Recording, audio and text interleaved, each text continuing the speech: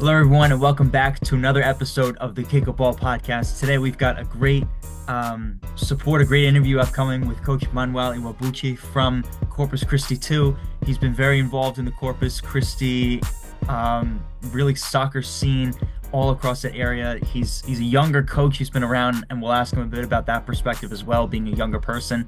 But Coach, how are you doing today? I'm doing great, man. Thank you. Thank you so much for having me on.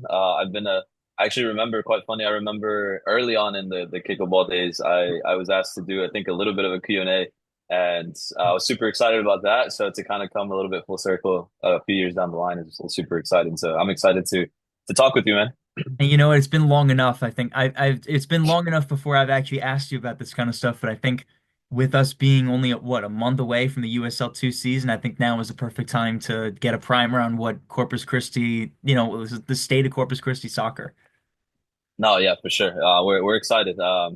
It's crazy because it honestly feels like the ride that we had last summer. It's still fresh in the mind, and you try to kind of shove it to the back, because I mean, it's coming up quick. We're like you said, we're a month away. Our first exhibition, our first test is on May 10th. Boys should be arriving in and around May, first week of May, May 5th. So it's coming quick. So how is everything going right now? I know there was the progression with the Open Cup, that match, and then moving into, well, now the focus shifting towards the summer. But I talked with Charlie Ladshaw over at Des Moines Menace, and he's got a lot of personalities that he's had to figure out between eligibility with certain players and who's going to be able to actually make it in, who's still in class. What was that? What was navigating that like for you and Corpus Christi? It was tough. It was tough because it was my first experience and it was our club's first experience. So there wasn't really a ton of people that I could personally lean on as far as like the information, how should I go about it? So for me, it was kind of relying on what the foundational pillars are to creating rosters, as far as like semi-pro and amateur sides go. It was to, as much as possible, keep a core of people that know what it is to be a part of Corpus Christi FC. So obviously, with all the rules and we with the eligibility as far as the Open Cup goes, that was a bit difficult. But I think we did a good job with, I think, five players, if I'm remembering the number correctly, five players from that Open Cup roster will be playing with us in the summer as well. There you go. And that same core group of guys played with us in the friendly against San Antonio FC as well. So for me, at least, it's very I'm very big on not having to repeat things that we did the previous year. So me being able to keep a core group of guys that are not only important on the pitch, but have the foundational, personality and mentality of what it is to be a part of Corpus Christi FC is super, super big. So I kind of took it from that standpoint. And quite honestly, my recruiting network is, I don't know if it's unique, but it's I rely a lot on those players. I rely on them to know who they want to play with, who can fit into the way that we like to play here, and that's kind of how it expands. So was it tough? 100%. It was one of the tougher things. I mean, we were a couple of days out of the game, still kind of figuring out, hey, we lost this player. How can we fill that spot, and so forth and so forth. So it was tough, but what an experience though. It was fantastic. Now getting past it, you look back on it, and you already have in mind hopefully earn a spot in the future and do it better next time. Yeah, and this is something. Yeah, I think when you have a USL2 organization that's run as well, not to go so far into the nuts and bolts from my perspective. Everyone wants to hear from you. They don't want to hear from, some kid from New York, what he thinks it looks like. But with a USL2 organization that's run as well as Corpus is, I think the introduction now into the Open Cup, I think there's that signaling to people that are around the country that talk about, oh, well, how do these networks work? Even though it is so grassroots, you're still able to bring a lot of people that are interested in this kind of club, and I think the Open Cup will certainly be calling, more often in the future. No, I hope so. I hope so, man. It's good. It's good for us. Having a good summer, it's kind of weird because we definitely it wasn't a surprise because we knew what we were shooting for. But after getting it all done, you kind of look back and you're like, wow, that actually happened. We were actually able to do what we wanted to do and what we said we were going to do. And quite honestly, I think we exceeded our own expectations there towards the end. So it was a fun ride in that aspect. But then everything that came after, the Open Cup berth, getting an opportunity with, or not even that, just the announcement of our USL League One franchise, And then, obviously the opportunity with San Antonio FC, introducing a professional team to come down to play in Corpus Christi. All of that kind of was a bit of a whirlwind. And the way that I approached it in every aspect was just to make sure that we're representing ourselves in the best way possible. For me, as the guy that kind of handles the on the pitch things for USL2, it's about how we present ourselves on the pitch and being organized, being expansive, being creative, being somebody that doesn't necessarily just want to sit back on the back foot and hope and survive. It's somebody that wants to play, like I said, expansive soccer, wants to go out there and prove a point. It's been just that. It's been us trying to figure out how we can put ourselves in the best light possible. So tell me about some of the initiatives. You talk about the preseason matchup with San Antonio FC, and that is a huge part, at least for those two cities not being very far away from each other at all. And I think, like you mentioned, the announcement of a professional team coming to Corpus Christi and how exciting that's going to end up being. Just looking at the state of Texas as a whole, we've got USL Dallas on the way. We've got Corpus Christi. We've already got San Antonio. What does as these teams build up, where does this leave the state of Texas in terms of soccer? I mean, you've got you've got a big stake in the Corpus Christi environment. You being a part of that team, where does that leave you guys as a whole in the state, but also soccer in the state? It's a bit. I would say we're in a bit of a. I mean, I'm biased to it, but we're in a pretty good spot because nobody knows. Nobody knows about what goes on here in Corpus Christi. Nobody knows. We're so unknown. I'll use that word. We're so unknown in the grand scheme of everything, and I think our responsibility is to take the personality, take all of the what we feel like are the pillars of our community, and use that as our foundation to represent who we are to, I mean, essentially the national stage now, right? With USL League One and everything that's going on. So for us, a lot of it is really just that. It's kind of balancing a little bit of introducing our community to what professional soccer can be like, which is what we felt was our biggest goal with the San Antonio FC game, bringing a professional team down here. What is the environment going to feel like? What is it going to look like? What does a pro team even look like? Because that is a big question here.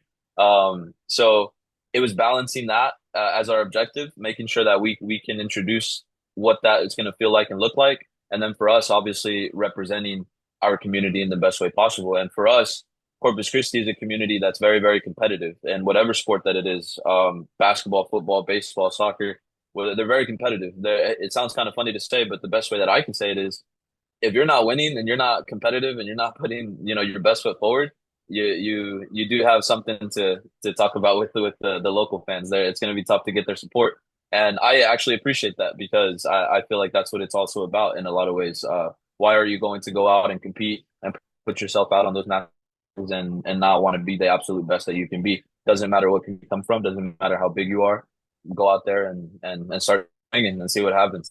It makes you want to wake up and realize if you're not having the best day, or if you didn't get enough sleep, you're realizing that there is someone who is watching you that wants the 100% best out of this Corpus Christi team. 100%. That right there, and that's what kind of the hair on my skin, a little bit starts to rise a little bit, just because that's what it is. That's who we are, and that's why I think last summer was so cool. A lot of people like Corpus Christi, what is Corpus Christi doing here? Why are they playing, in this game against Little Rock? Why are they playing in this game against Asheville? And that was kind of our first introduction to it. And like I said, we're very ambitious people here, me and myself included. And I mean, we can't just get a taste of it. We want more. So that's kind of been our goal going forward into 2025. We don't want to just rely and think about and kind of relish in what we did last summer. We want more, and that's kind of what we're shooting for with everything that we're involved in 2025. So who are the kinds of personalities that you're bringing in with this kind of club? What's the composition? What are some of these demographics? You've got the local mix of talent, but you also got a lot of players that come from Japan and all across Europe and all across Asia that bring up this team. Tell me about who are the kinds of people that we're watching this upcoming summer. I mean, the big one is the one that you guys have talked to before, or the two of them, the two of the guys that you talked to before. Nacho Abiel, who was with us last summer. I mean, I can talk about the, I can talk about that guy as far as on the pitch, a long, long time. But I want to talk more about his personality off of it, and I think that that's kind of what we strive for here when we talk about guys that return to Corpus. We want the right type of personalities, the right type of leaders because those guys are going to be me being a young coach. It's kind of difficult. The the logistics, the demographics, everything that involves the locker room is difficult for a younger coach just because you're I'm not gonna say so close in age, but you're closer in age. So there can be that butting heads a little bit. And I think having guys that have dealt with you before, that have experienced the season with you and trust you and have that, what better to have them inside the locker rooms and kind of help you out in those aspects as well. So for me, Nacho, like I said, he's a fantastic player. He proved it last summer, and I'm very happy for him with his transfer to UNC. And I think it's gonna be a very very good year for him. And the only reason I say that is not because of the stages he's gonna get put on, but because of the work I know he does off of the field and on the field to put himself in that limelight. So I'm expecting a big summer out of him. But then we go back and we talk about somebody that has even more experience in Corpus, with Cuba Grant. Cuba Cuba has been he's kind of he's not from Corpus, but he's almost a perfect example of somebody that is from Corpus because he's faced so much adversity on the pitch than probably anybody that I know at that level. Whether it's, getting an opportunity and it not going well or not getting an opportunity at all and kind of always sitting on the fence and doubting, what's next, what's next, what's next. I mean, Cuba's been asking that question, and I mean, he's the best way to the best way to put his personality in perspective is he always gets asked what's next, and there's always something that's next. So he's not somebody that's going to give up. He's not somebody that's ever going to. He's going to make a mistake and he's going to dwell on it. He's somebody that's always thinking about what's next, and that's something that I value a lot, which is why he's been here. I mean, I think this is going to be his fourth season, Yeah. which we had that conversation too. Like, hey man, are we really going to do this for a fourth time? But for me, it's a no brainer. It's a no brainer. And then the rest of the makeup of the roster, honestly, for me, culturally, bringing in players from so many different places, there's obviously an eye for what the locker room is going to look like. How can it mesh? So you don't want to go off and picking from all random places and then, hey guys, figure it out. Right. So it's something that we do pay attention to at least a little bit. And but the bigger aspect to recruiting for us is profiles as far as positions go. I'm very picky. I'm very picky of the types of guys that I want playing. Very picky of the roles that I feel like they can embrace. And a lot of it revolves around, me having to look at them, having to look at their full game film, their highlights, whatever it might be, to see if I feel like there's something there that I can help improve while they're here. And not only that, but obviously, get the most out of them to reach our goals as well. But for us, it really is just that. It's finding the players that I feel like not only match the personality traits that we're looking for, but obviously the on pitch positional responsibilities. I actually talk to my youth team all the time about this because for whatever reason they think that the highest levels of the game is 13 Messis out there doing the best that they can. It's like, well, we don't need 13 of them. We need maybe one or two or three of those guys that can really change the game for you. And then the rest of us need to be exceptional at your role and what you're going to do. So the way that I recruit is just kind of based off of that. I've relied on this kind of positional profile that we established a few years ago. And, we've been kind of riding that for the past 2 years.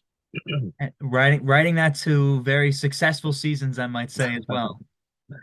And I mean, you know, bringing up Nacho and Cuba too. I mean, we've gotten to interview them, both of them. Everyone who's watching this, go check out Nacho Abiel and Cuba Grant's episodes on KickABallPod. Great stories between the both of them. I could tell just by hearing the two of them. But yeah, it's going to be exciting to see them come back this summer and really lead the charge with this kind of squad. And something that you mentioned though too, and I was going to get into this, but since you brought this up now, you being a younger coach, I mean, you're not even 30 years old, and I don't want to date you too much. That's why I don't want to say the exact age, but not even being 30 years old and already being in a head coaching role in an organization that is, and obviously the role might change, but you being in a head coaching role in a semi-pro environment now with a team that is making the advance into a pro career, you're going to be in these opportunities at such a younger age than maybe some of your peers may be. And there, I imagine, comes a stigma with being a younger coach, gaining the trust of certain players, gaining the trust of other coaches. If that's something that's even really pressing for you. How do you get around that stigma if it's something that you even one care to address, or if it's something that you're just going to power through and make sure that that you're coaching your ability, really to the best of your team and to the success of the organization. Yeah, 100%. I mean, it's tough. It's tough, but it was a lot tougher earlier on. I For me, being able to be in the positions that I'm in is kind of a credit to the community that I'm in, and that goes back to talking about Corpus Christi as a community. It These opportunities aren't something that come around too often. So whenever they started coming around, I was kind of lucky to just be in a position where I was doing well in a certain space. They had a need for a coach, and my name got thrown into the hat along with another buddy of mine, and now we're here. Now we're here 3 years later, and for me at least, it's not something that I think about because if it's something that I think about, I am somebody that overthinks, especially when it comes to things that I'm doing well. I'm Hmm. a self-proclaimed perfectionist, and I like to do things to the best of my ability. So when I walked into this world of semi-pro and working with collegiate players, going from working with youth players, it was a massive change. It was a massive difference. And I think in that moment, I did make a conscious effort to just go, to just try, throw yourself out there and see what happens. And if it works, it works, and if it doesn't, you learn something for whatever comes next. And I've just been fortunate to work with people who've had a lot of trust in me, to work with players who've had a lot of trust in me. So even in moments where, yeah, I've made a mistake or something hasn't come out the way that we wanted it to, they've always had my back in that aspect. And somebody for me, I think a young person, a young coach, if there was ever anything that I could give as part of advice, it's the people around you. It's not anything that you're doing. You have to go out and you have to do your best, whether you know the information or whether you don't know the information. But it's the people around you that are going to keep you balanced. It's the people around you that are going to keep you consistent.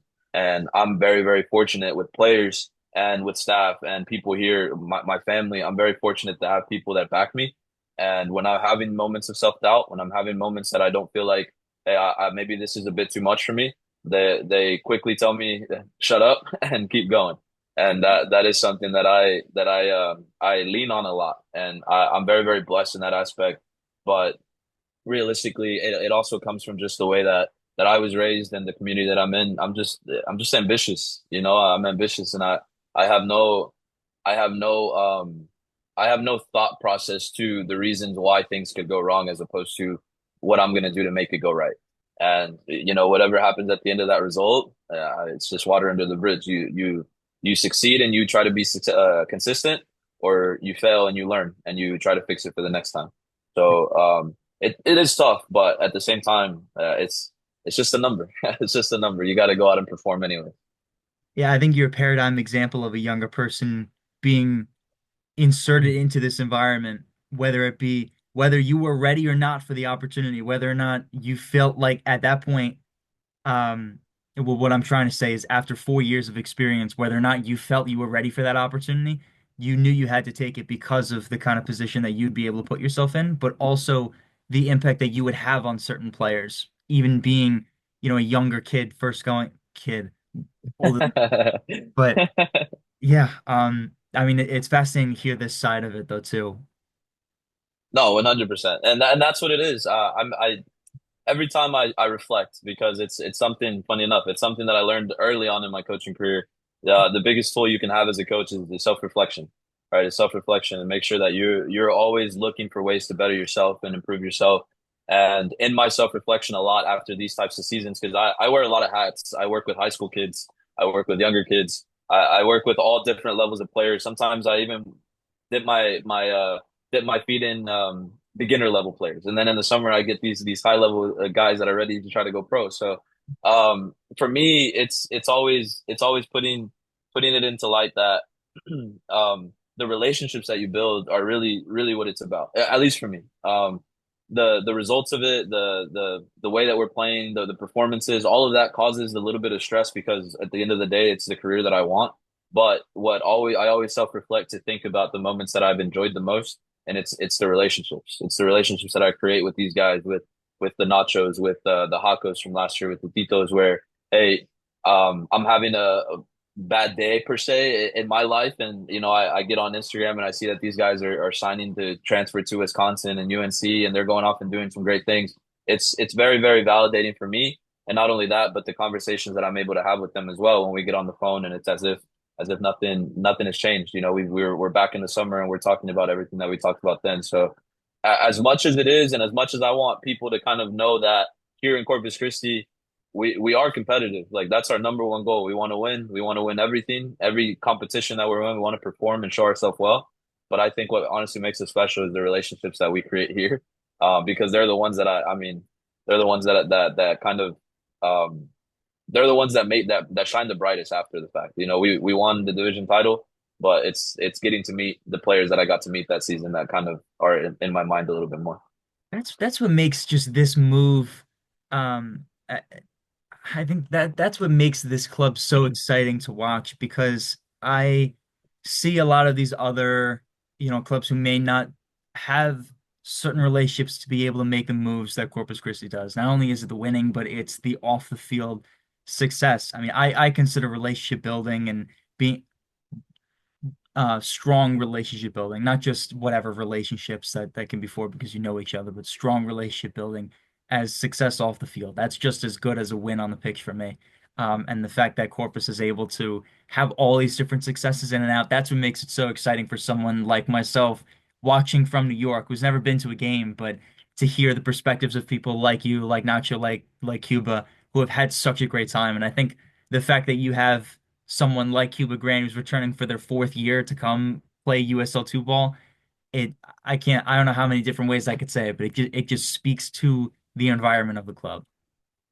No, yeah, it gives you pride, you know, it gives you pride being here, because yeah, I mean, it's I don't want to harp on it, but at the end of the day, we are just playing a game. You know, we're playing a game, and there is life after that game. Whether it comes in the near future, whether it comes way down the line, there is life after that. And I think for me, being able to kind of sit down and feel like I did everything that I was able to do and I was a good person along the road.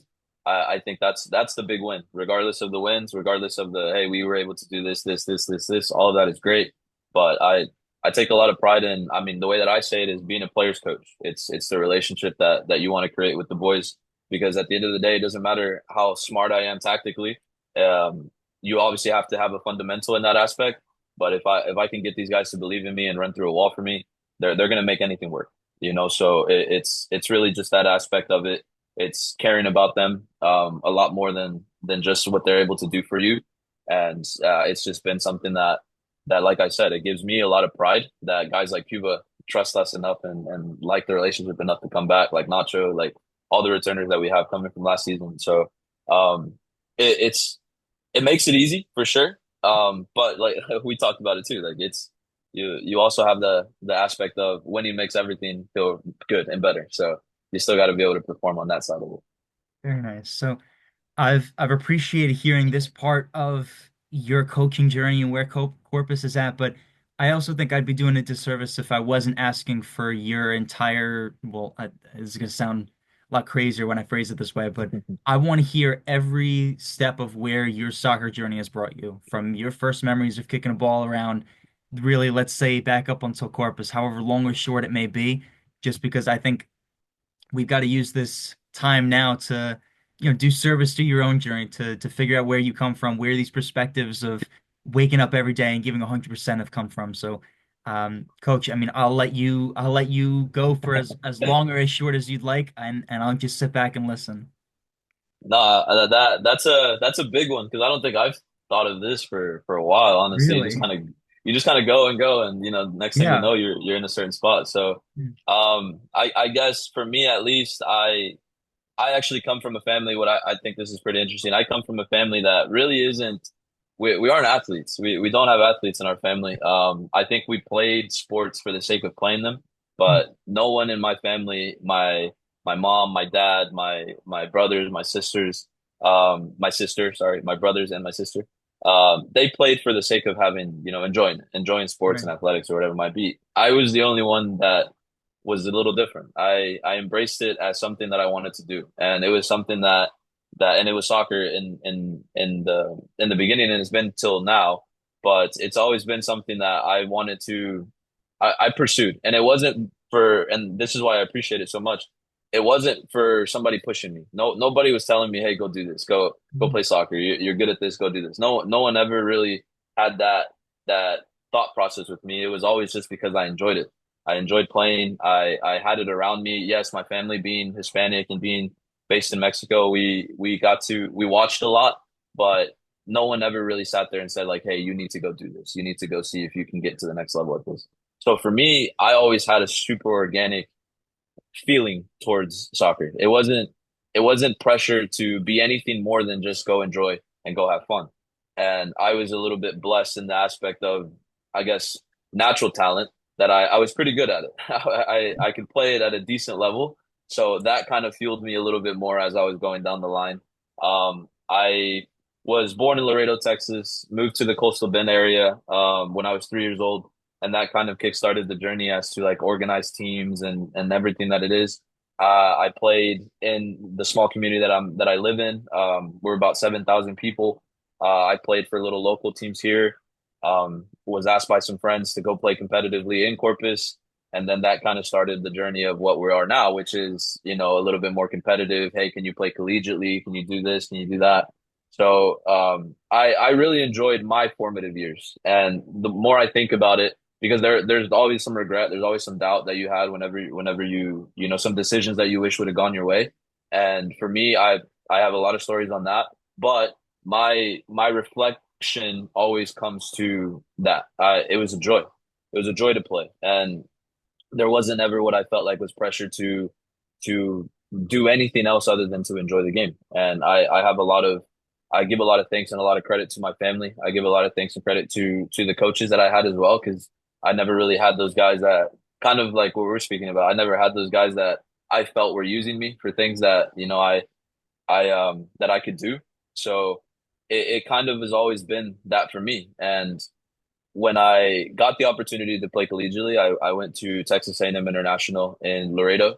I was there not very long before I decided to try to transfer out. And in that process of trying to transfer out and a bunch of life decisions going on for me, being a little bit younger, I was I think 18 or 19 at the time.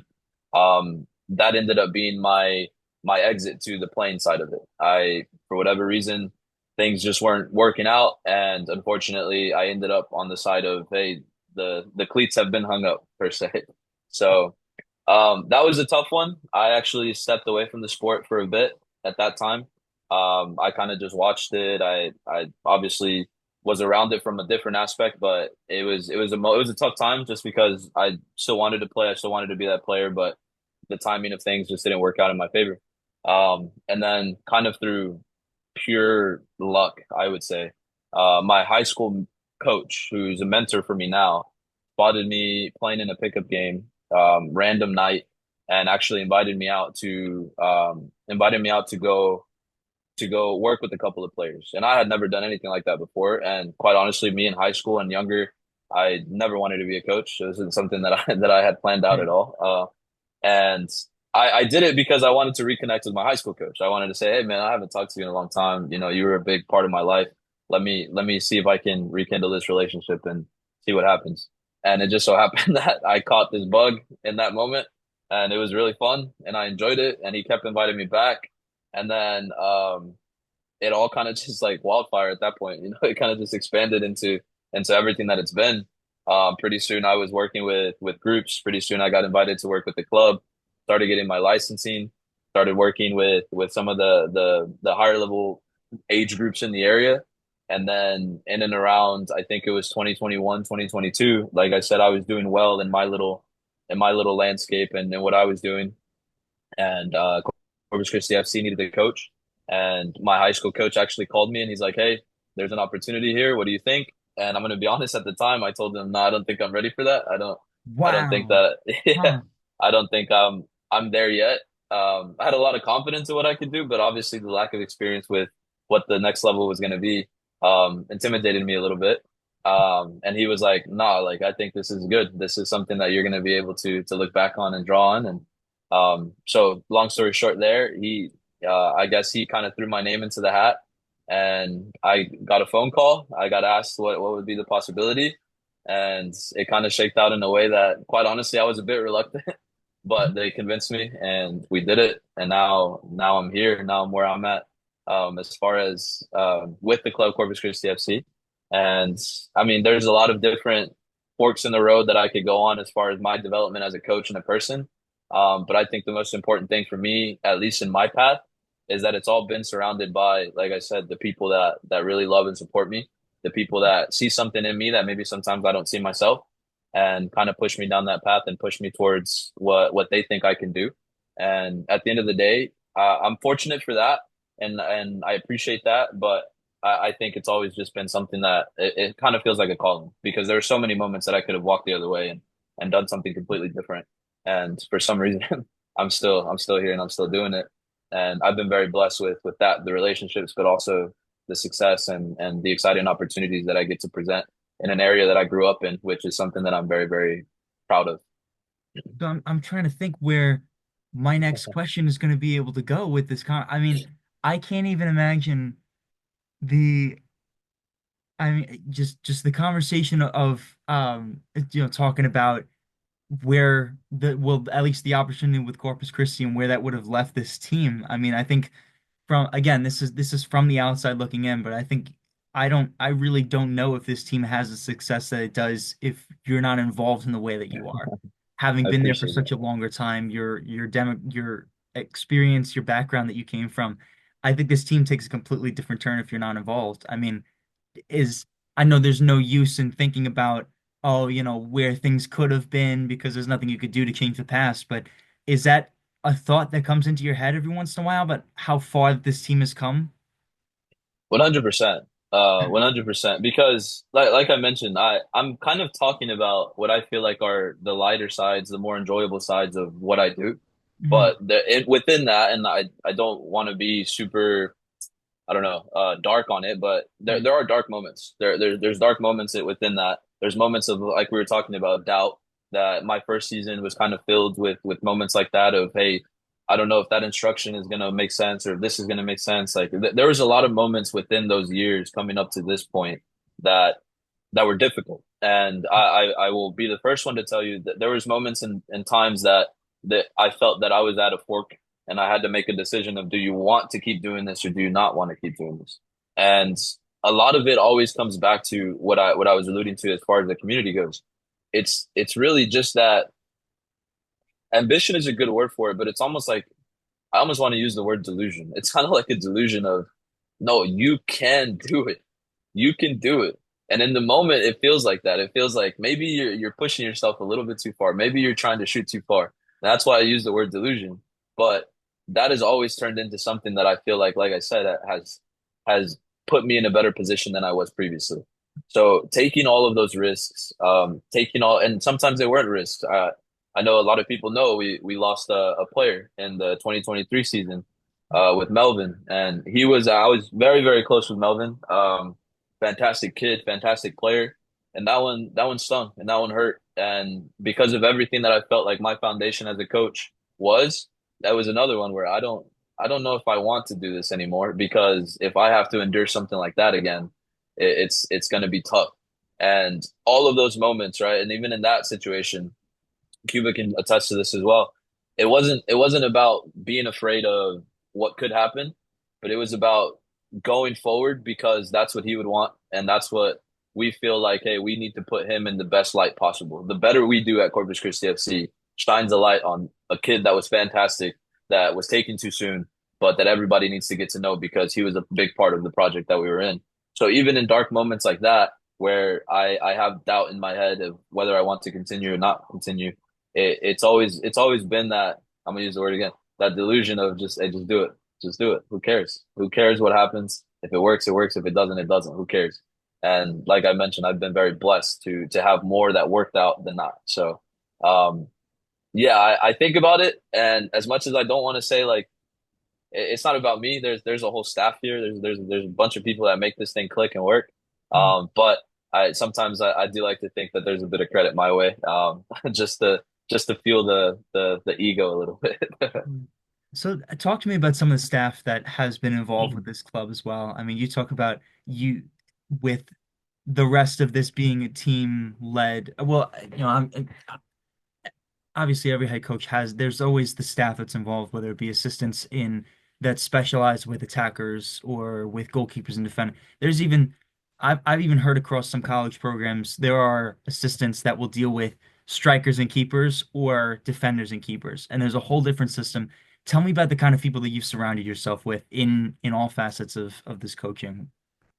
In the functional sense of the team, um, we're in a bit of a tough location in that aspect. And this is something that we talk about a lot. And what I mean by that is there really isn't a lot of people in this area that want to specifically do this as a career and need opportunities like a USL2 to push them to whatever might come next.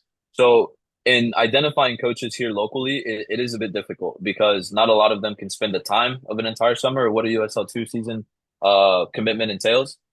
So for me, what I've done when I took over has been really looking at what coaches can I identify, whether it's out of town or in town. So I guess, for example, the 2023 season, it was two young coaches that I knew growing up that were, I think, a few age groups underneath me and were off already doing collegiate coaching, assistant coaching, things like that.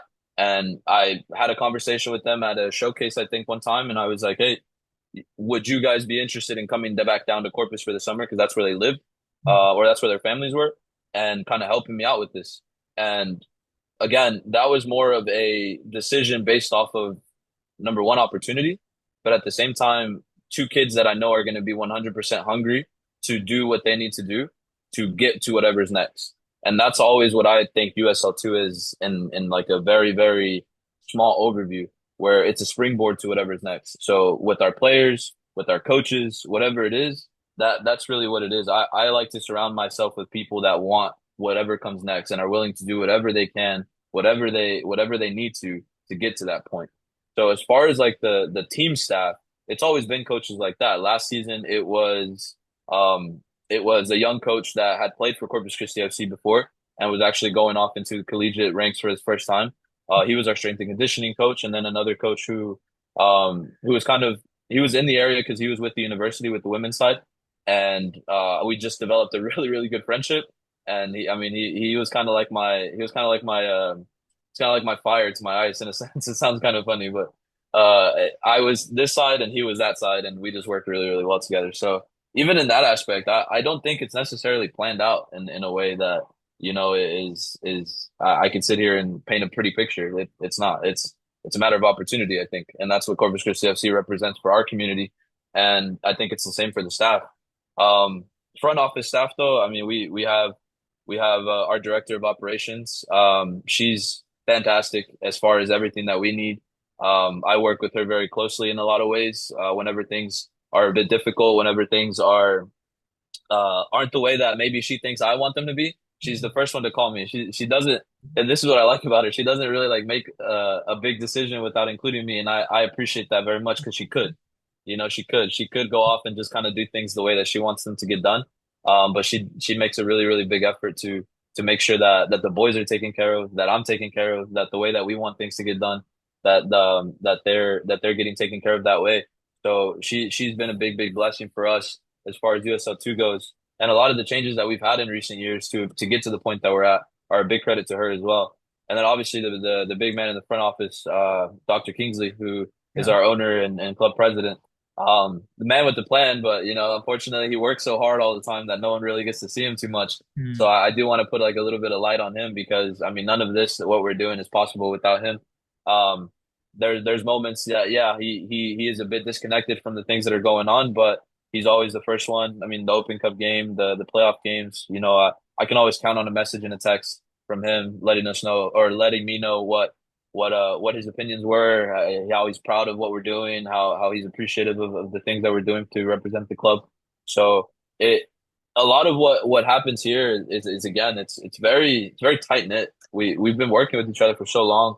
We've been doing things together for so long, and I mean that's the way we operate. There's obviously some kinks in it every once in a while, but we operate with the best intentions of the next person in mind. It's never selfish. It's never, and you never feel that way, honestly.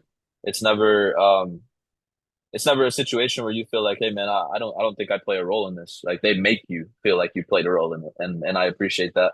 And we go back to being a young coach. I mean, what better environment for somebody that's very young to grow in? And I credit them a lot to what I am now. So huge. It just makes everything so much easier when you've got the front office and the staff and the players that all are able to be communicative with each other. Whether it is, I mean, you're going to have these sectors where the front office needs to do what they need to do, and that ends up being a little disconnecting from the players sometimes. But the fact that there is this conversation just it bypasses so much of the um what should I say? The things that get lost in translation sometimes when things go left unsaid. And yeah, I mean, I'm glad that you could speak to an environment like this that I feel like this entire conversation has just gone to, yeah, how well that the club is organized. But I think it's just so true with the way that you guys have been able to succeed. Oh, 100%. I mean, like I said, in anything, I think I'm doing a fair job of outlining the things that have been successful. But in any club, in any growing project, we've had our moments. We've had our moments of doubt. We've had our moments of kinks. Last summer, we've had a lot of them, right? And I think our biggest thing here is whatever it is, we'll find a way. We'll find a way. It doesn't, and that's actually a big recruiting point for me when I speak to players about Corpus Christi. So I do have to remind players every once in a while, like, yeah, we're not in the MLS. You're not going to come Right. down here and live in a mansion and have steak dinners every single night. It is going to be that growing grind per se. You are going to be here and things are going to be okay and they're going to be nice and you're going to have people that love you and care about you. You're going to have people that want what's best for you and are going to work tirelessly to make that happen. But every once in a while, something's going to slip through and there's going to be an issue and a problem. And the only thing that we can ever ask of anybody that works with us is to give us the opportunity to improve, to get better. And I think that's what speaks to Corpus Christi FC. We're not perfect by any stretch of the imagination, but we're a project that really believes in what we do. We're a project that really believes in the success of everything that comes after. And the only thing that we ever want is like I said, to have people join us, have people be here in Corpus and have the best possible experience that they can on the pitch, off the pitch, whatever it is. And if we can do that, there's a lot of success in what we're doing. So so just ground up with this team, blue collar, hardworking people that just have led this initiative with something that just plain works. Yeah, no, absolutely. That's a really, really good way to put it.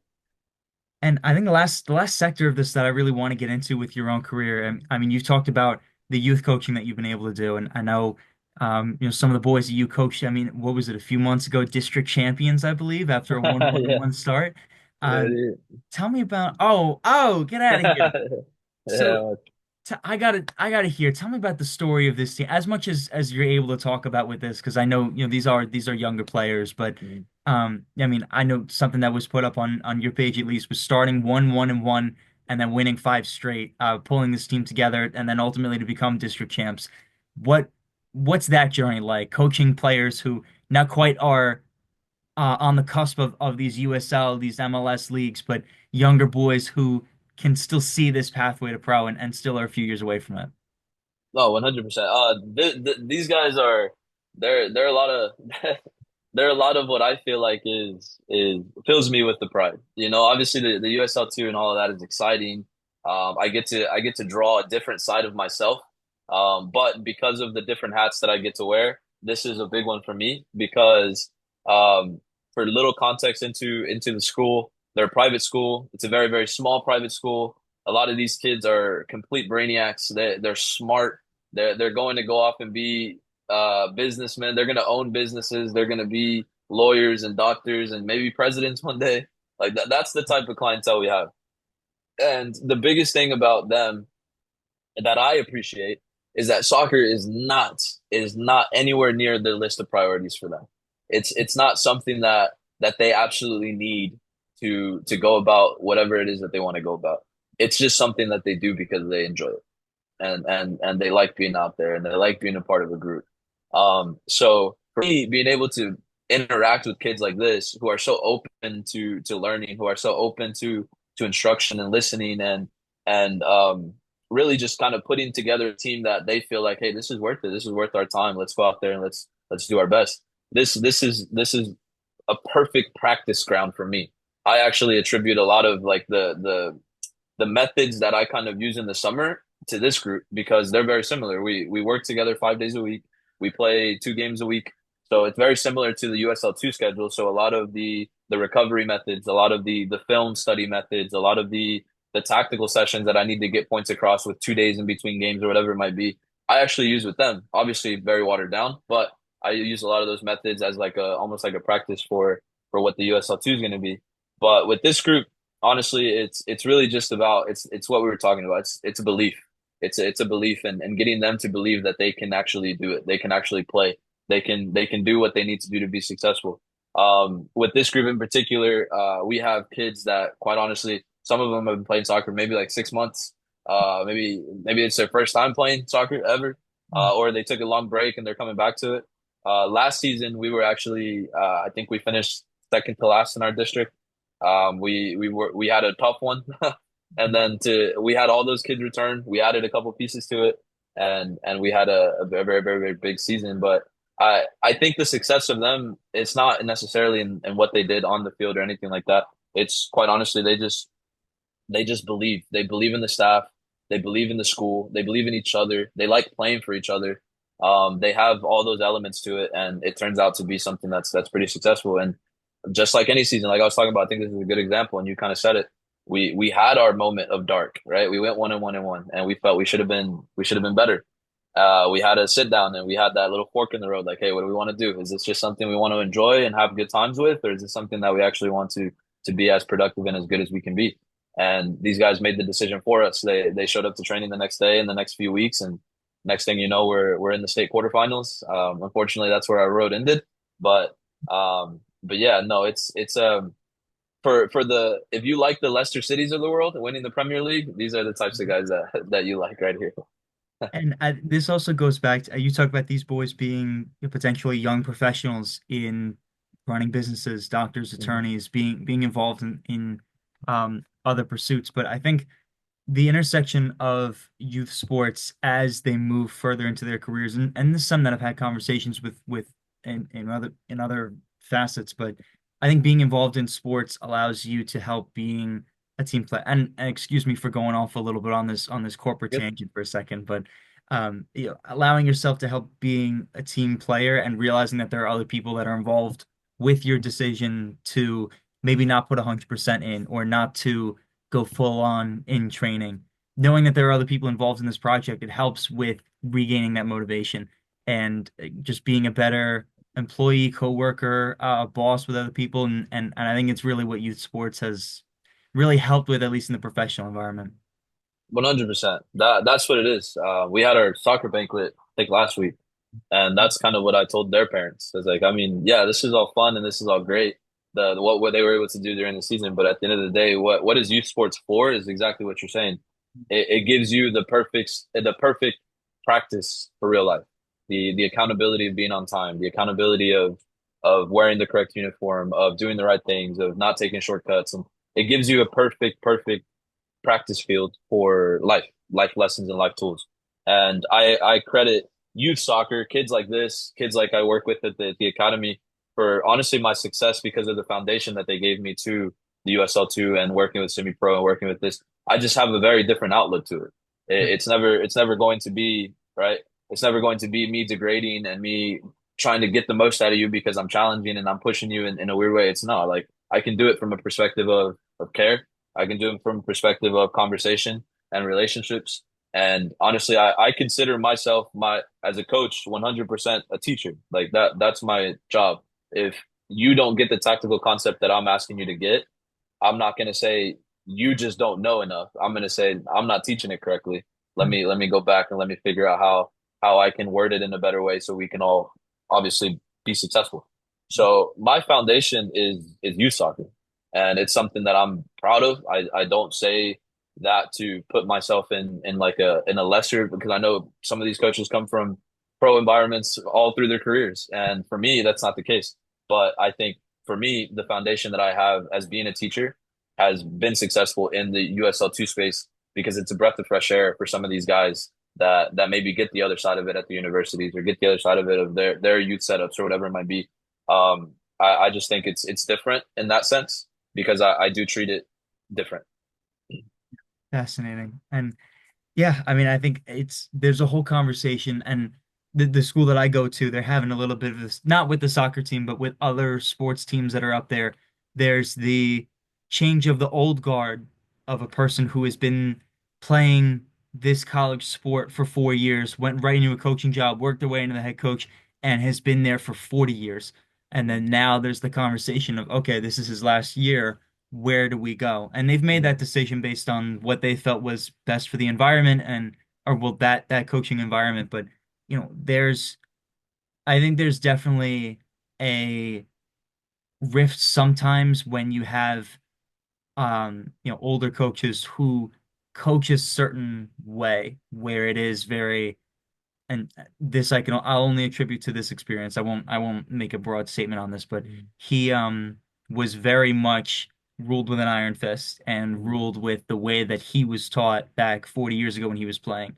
And there's definitely the shift into, I think, where you're talking about in your coaching style that has been successful for you and I think will be successful for the long term of being able to have that conversation, being viewed more as a teacher than a sergeant, and how this can relate to all different kinds of levels. 100%. And I'll even go there and I'll keep the balance in it because I think it's all about situational awareness, right? Like there's times for the iron fist. There's times for, especially at the USL2 level. That's the number one. Like you have to learn how to do that as a coach. And for me being a younger one, not having the experience, that was the number one thing I had to learn. When things aren't going the way that I need them to at that level, it's very cut and dry. It's either you can, you have the willingness, right? It's not the knowledge, it's the willingness. You have the willingness to do it the way that we want to do it, right? Or you don't. And if you don't, yes, there has to be a tough conversation. You do have to come down with a bit of an iron fist. You do have to do those types of things, but I think it's a balance. And for me, it's just the philosophy within that it doesn't have to be in certain situations. It doesn't have to be the main way. Players don't have to be afraid of you. They in order to do the things that you want them to. And not only that, but when you do it at that level, sometimes you end up just losing them. You lose them completely. Like, hey, I don't need to deal with this. I can go somewhere else. And that's something that for me at least works against me. So something that I'm trying to fix with an iron fist, I'm gonna end up giving them a solution to go away regardless. So I do think that at the different levels that you're at, there has to be a balance to it. You have to be able to have the side of you where if things aren't being done the way that you need them to as a head coach, yes, you have to come down. You have to be able to communicate that effectively. And number one, it has to be real. I've seen some coaches who I think maybe because they've seen it somewhere else, and again, not to be broad or anything, but maybe they've seen it through some other coaches that they've mentored with that they want to be the same way. And I feel like that is the number one thing that as a coach, you should try to stay away from just because it has to be you. It has to be real. It has to be you. So if it is you and you believe in it firmly, that there's really nothing that's not going to work. You have to keep working at it, but if you have that foundation of belief of what you're doing and how you're saying it and how it's being projected, it's very very simple. And then again, just kind of pushing yourself along the personal path of development is also a big pillar. Sorry. But yeah, no, I'll go on that front because this is a very popular conversation as far as coaching goes, right? Which is the better method? And I think that's the beauty of it. There isn't a right way, in my opinion. There really isn't. There's so many ways of execution. It's just what works for you and what works for your situation. And every good coach, in my opinion, has ability to adapt. So if you're able to adapt to the way that you communicate with players, you're going to be successful regardless of your situation. No, interesting. And I appreciate hearing this. I appreciate you taking part, with someone who hasn't had the coaching experience, not youth level, not professional level, not with 6-year-olds. Um, but I appreciate hearing this part of this with Coach. Of course, man. Of course. I like speaking about it. It's something that I feel very passionate about. Like I said, in that aspect, by no means am I ever going to pretend that I am of the level of the Pep Guardiolas and the this, and the third. But in my own niche, in my own landscape, I work hard to be very good at what I do and what I need to do and what I need to be. And obviously, for me as a younger coach, I'm growing in the aspect of hopefully these paths are going to lead me to more and more and more and more. And hopefully in the near future or in the future in general, hopefully it's the professional path and I can get to do it in that aspect and then kind of repeat, right? get thrown into the fire, figure it out, and succeed. The only way to go. It's such an art form because there's no right way to do it, like you're Mhm. saying, and there's so many ways that this can end up going. You've established yourself very clearly, at least in this USL2 niche. I have no doubt that a pro move will be in your future, whether it be with one team in the home state, another one of these 70 USL clubs that seem to be popping up everywhere. But I mean, huge, and I'm excited for everything that's to come. I appreciate that, man. I appreciate that. And a big credit to this and you, man. Honestly, so it's a big reason why I was so excited to do it. Not because of my personal game, but I mean we're here. Corpus Christi's here, and Yep. I feel like there's times where we talked about it a little bit as well. Mhm. There's times where people don't really know, and it's not because they don't want to. It's because the limited exposure per se. And you're giving us a platform here as a club. You're giving me a platform as a young coach and I appreciate that more than anything. I appreciate kickball for that reason, and it's one of the things that I'm always going to root for the little guys. And you guys right now you're little guys, but pretty soon I can see that jump, man. Honestly, Oh my gosh, and we're so close to 10,000 too, by the way. And yeah, yeah, 9-2 we're at. Oh my gosh, I'm counting down the days, I can tell you that. it's happening. It's happening. Trust me. You guys have built up an excellent brand. So, Coach, I mean, I want to leave the end of this interview for you in case there's anything that you want to say to Corpus Christi, to someone who may be watching this. I want to leave the last part of this interview for you. I've exhausted all my questions, and I want to thank you for your time. But yeah, if there's anything else that you want to say, feel free. Just very quickly, if and I think you kind of put my mind into that space where there is anybody from Corpus Christi. Um, I hope that this serves as a reminder of everything that we're trying to do, of everything, of everywhere we're trying to go. And I think for me, it's always coming back to, right, we are here, we are doing it, it is possible, and it's only possible because of everything that we've done to get to this point. It's only possible because of the work that we've put in, and I'm super excited to be a part of it. And I can't wait to integrate even more people, have more homegrown players go through the system, have more local players, local businesses, anybody that's from the community to be a part of this journey. And I think that's kind of the bigger thing. We're talking about the growth of kickball. And for us here in Corpus Christi, it's the growth of Corpus Christi FC. And I hope that something like this gets you guys excited about what's to come. I know we are. I know we're looking forward to a big season in 2025. And for all of our players that are coming into Corpus Christi this summer, I hope this gives you a little bit of an insight to our previous conversations already as to what we're about here and what you're in store for. But yeah, no, that's kind of the bigger picture for me. I'm very excited to see what can happen here going forward in 2025. Yeah, no, so excited. And you guys know you've got the excitement on my end as well. I could make sure that I'm telling you that. Coach, all the best to you, all the best to this club, to this city, to this state. You've got a supporter in me and Kickball the rest of the way, and maybe this isn't the last time that we're having this conversation. I hope not. I hope not because I enjoyed it. Coach, all the best to you. Thank you. You as well.